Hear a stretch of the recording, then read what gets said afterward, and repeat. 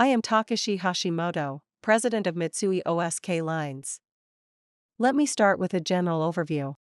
In the first half of fiscal year 2025, we achieved ordinary profit of 114.6 billion yen and net income of 116.2 billion yen. Our results exceeded our previous forecasts, partly due to a stronger dollar than we had assumed. As a result, our balance sheet shows total assets exceeding 5.39 trillion yen and shareholders' equity exceeding 2.58 trillion yen. Our shareholders' equity ratio, including estimated lease obligations of 900.0 billion yen, was 39%. I will now explain our full-year forecasts. We revised our previous ordinary profit forecast downwards by 18.0 billion yen to 152.0 billion yen, and we revised our previous net income forecast downwards by 20.0 billion yen to 180.0 billion yen. The main factors behind our forecast of lower profit in the second half, compared with the first half, are seasonal factors in each business, lower freight rate assumptions in the containerships business, periods of non-operation in the energy business, and a concentration of repairs and maintenance and dry docking expenses in the second half. Next, I will explain progress on the MOL Group Management Plan, Blue Action 2035. Since we expect execution of real estate investment in the UK and investment in floating liquefied natural gas (FLNG) vessels in the US in the second half of fiscal year 2025, we have upwardly revised our total investment plan for the Phase 1 period to over 2 trillion yen. During Phase 1, we have invested in the LNG and ethane carrier business, the offshore business, and overseas real estate, all of which can be expected to generate stable cash flow, and we have also made acquisitions in the chemical tanker business and chemical tank terminal business, aimed at strengthening the chemical logistics business. During Phase 2, we will increase the profitability of these investments and our core businesses, and implement necessary asset recycling to generate cash flow. Finally, I will explain the dividend forecast. At the beginning of the fiscal year, we held off increasing shareholder returns due to the effects of tariffs, geopolitical risks, and other factors.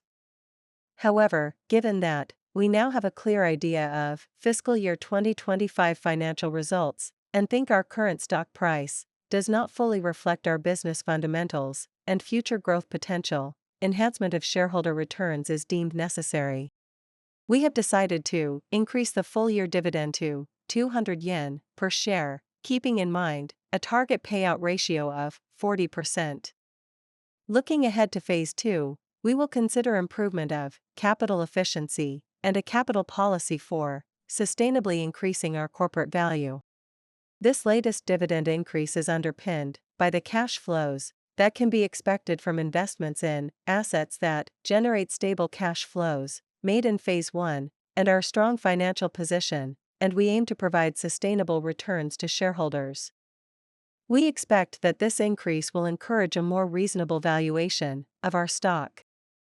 Our CFO, Kazuya Hamazaki, will now give an overview of the financial results based on the financial results presentation materials. For details of our business performance in the first half of fiscal year 2025, please refer to the outline on page 6 and 7 in the briefing materials.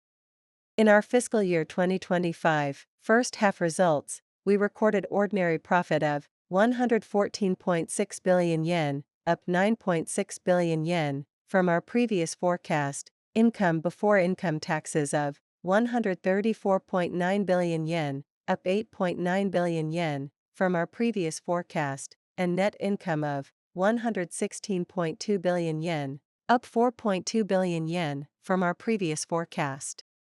Dry bulk business. The dry bulk business posted ordinary profit of 3.1 billion yen, an increase of 0.1 billion yen from the previous forecast.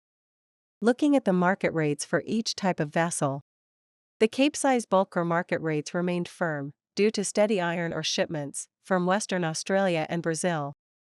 The market rates for Panamax and smaller vessels operated by MOL Dry Bulk held firm, underpinned by China's increased coal imports and solid shipments of South American grain and minor bulk commodities.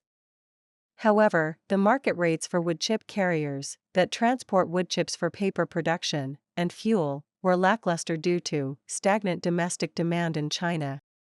The open hatch vessel business posted higher profit than previous forecast due to contracts won for highly profitable project cargoes and lower than expected depreciation, despite sluggish pulp demand from China. Energy business. The energy business posted ordinary profit of 47.7 billion yen, an increase of 4.7 billion yen from the previous forecast. Tankers and offshore business. Crude oil tankers generated steady profit, reflecting higher spot rates due to geopolitical risks and limited new vessel supply, as well as stable profit contributions from long-term contracts. The market rates for product tankers softened under the impact of decreased production associated with lower refinery throughput in China. The market rates for chemical tankers softened amid weakening cargo demand due to economic stagnation in China and Europe. The offshore business posted higher profit than previous forecast, reflecting a stable profit contribution from the FPSO business and a profit contribution from the CTV business. Liquefied gas business. The LNG or ethane carriers and gas infrastructure businesses were more profitable than previous forecast, reflecting profit contributions from long-term charter contracts, decreased expenses as a result of the rescheduling of dry docking for some vessels to the latter part of the fiscal year, and one-time non-operating income related to refinancing. Product transport business. The product transport business, which includes the containerships business, posted ordinary profit of 63.5 billion yen, down 5.4 billion yen from the previous forecast. Containerships business. Please refer to page 3 of Once magenta-colored materials. 1 posted lower profit than previous forecast, reflecting lower than anticipated freight rates due to a weakening supply-demand balance amid pressure from new vessel supply, despite continued firm shipments following a provisional agreement to reduce tariffs between the US and China in May. In the first half of fiscal year 2025, one reported after-tax profit of $371 million, and MOL integrated its 31% share of these earnings into segment profit as equity in earnings of affiliated companies. Please look at page 4 of the slides for details of changes in liftings, capacity utilization rates, and freight index. Please return to page 7 of MOL's blue-colored materials. Due to these earnings at 1, our containerships business reported ordinary profit for the first half of fiscal year 2025 of 22.5 billion yen, which represents a decrease of 6.4 billion yen from our previous forecast. Vehicle transport business. In addition to firm shipping demand for completed cars, improved operational efficiency resulting from the easing of port congestion in Australia and the Middle East led to steady profit. Terminal and logistics business. The domestic terminal business remained firm. In the logistics business, shipments to the US declined, resulting in lower profit than previous forecast. Well-being and lifestyle business. The well-being and lifestyle business achieved ordinary profit of 0.8 billion yen, an increase of 0.3 billion yen from the previous forecast, mainly reflecting the revenue and profit contribution of the real property business. Real property business. The real property business achieved higher profit than previous forecast due to accounting changes in overseas business, in addition to the profit contribution of newly acquired overseas properties. Ferries and coastal ro-ro ships business. In the ferries and coastal ro-ro ships business, both the cargo transportation business and the passenger transportation business performed strongly. Cruise business. In the cruise business, profit decreased from the previous forecast due to decreased revenue as a result of the non-operating period of Mitsui Ocean Fuji and delay in recovering passenger numbers, after the vessel resumed operations. Associated businesses. The associated businesses posted higher profit than previous forecast due to the contributions of the tugboat business and the trading business. This concludes the summary of the financial results for the first half. Next, I would like to explain our fiscal year 2025 full-year forecast. Page 9 of the financial results presentation material shows our consolidated ordinary profit forecasts by segment. Please refer to the key points for each segment on page 11 and 12. We revised our exchange rate assumption to 145 yen.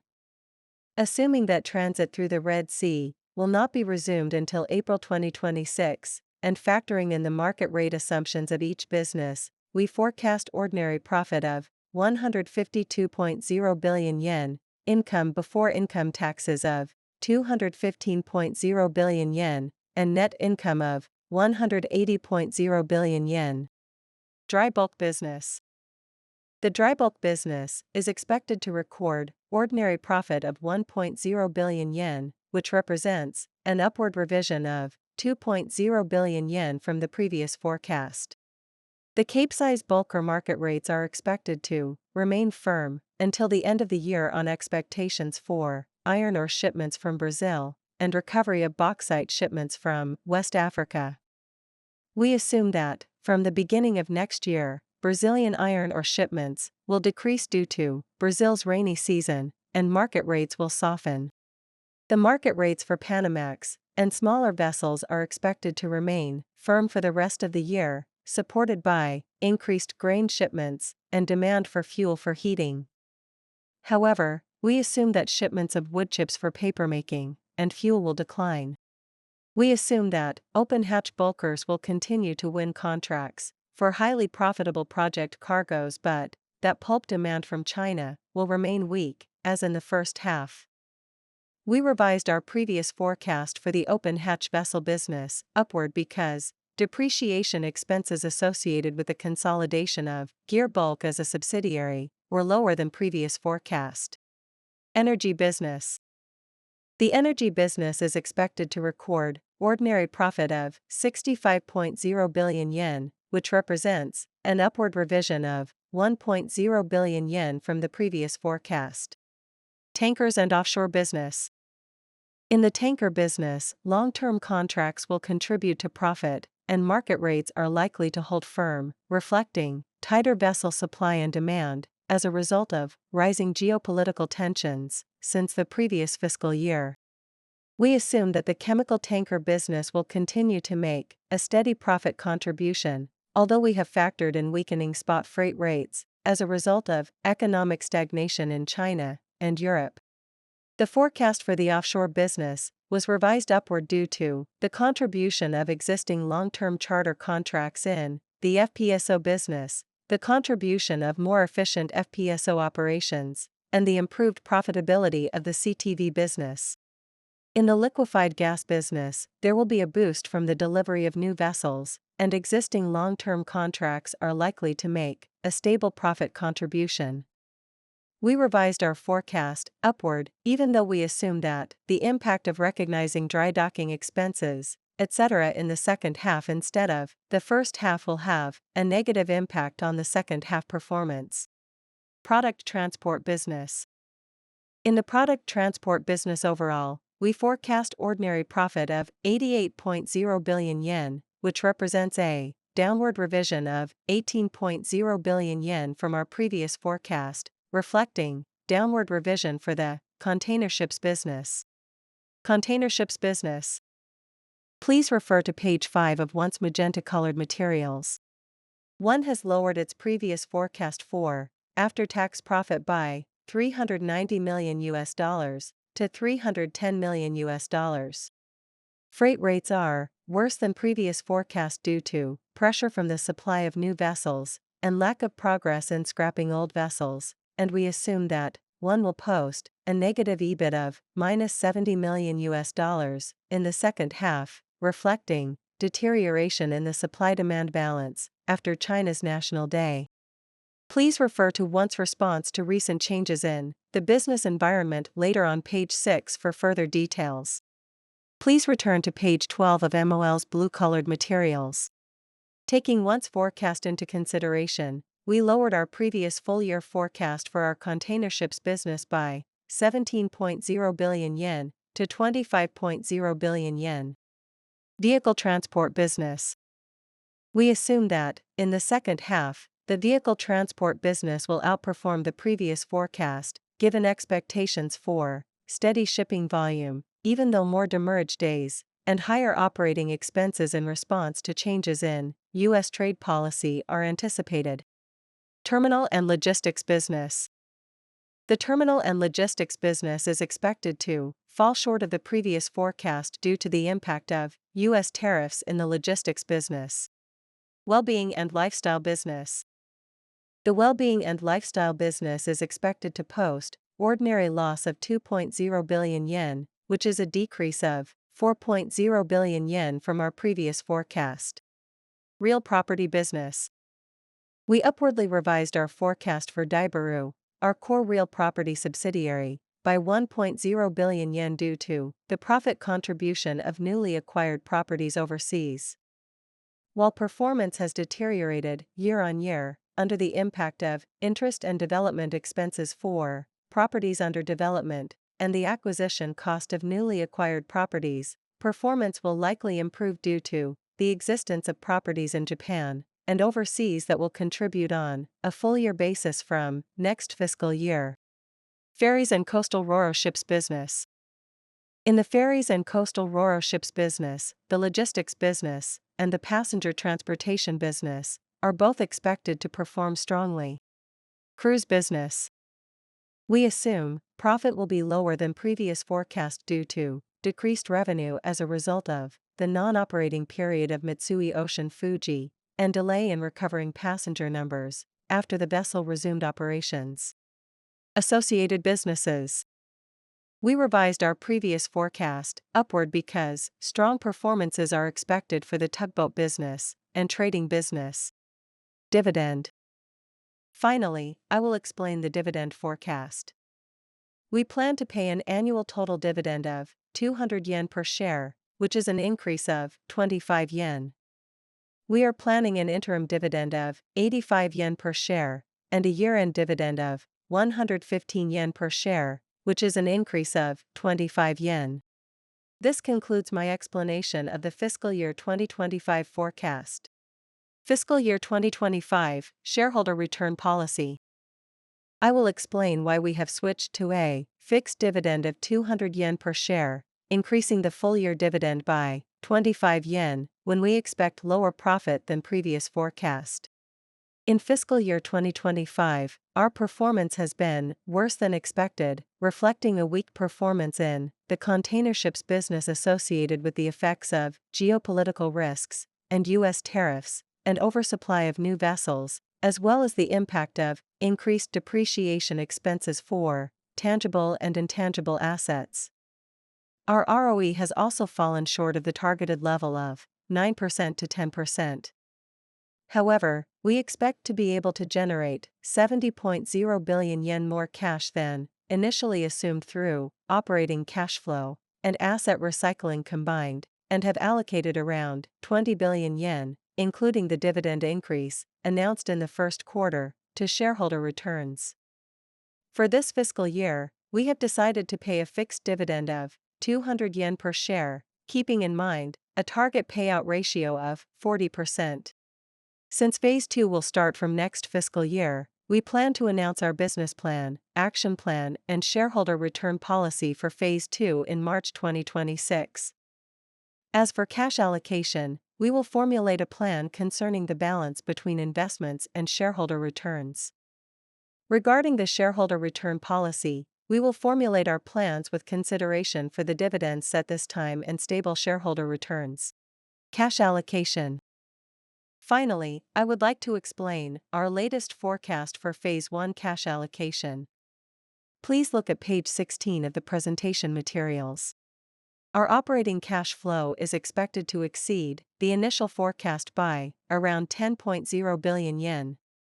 Together with an additional 60.0 billion yen from planned asset replacement, in total, we are assuming additional cash-in of 70.0 billion yen. We are allocating around 20.0 billion yen to shareholder returns and 50.0 billion yen to additional investment.